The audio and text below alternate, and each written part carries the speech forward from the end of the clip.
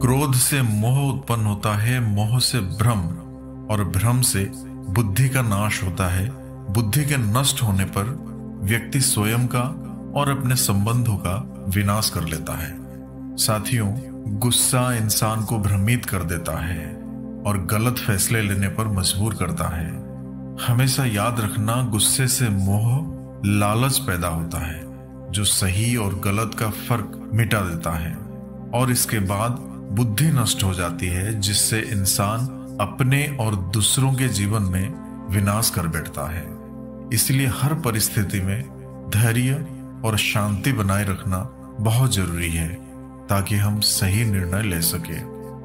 साथियों, आज आपको एक बहुत ही रोचक कहानी सुनाने जा रहा हूं, तो चलिए शुरू करते हैं। एक बार एक गधा पेड़ से बंधा था और शैतान आया, उसे खोल गया।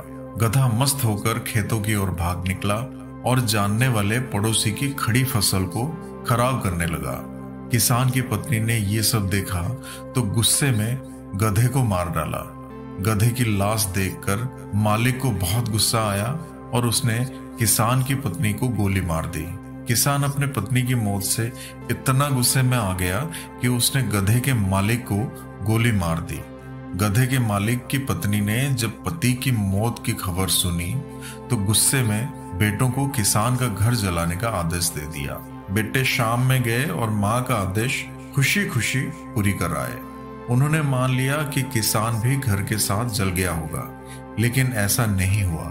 किसान वापस आया और उसने गधे के मालिक की पत्नी और बेटों तीनों की हत्या कर दी।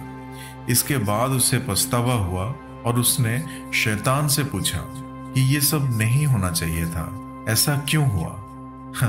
तो शैतान मुस्कुराया और कहने लगा, मैंने कुछ नहीं किया, मैंने सिर्फ गधा खोला, लेकिन तुम सबने आपसदार होते हुए भी रिएक्ट किया, ओवर रिएक्ट किया और अपने अंदर के शैतान को बाहर आने दिया और एक दूसरे के खून के प्यासे बन गए और एक दूसरे की जान ले ली।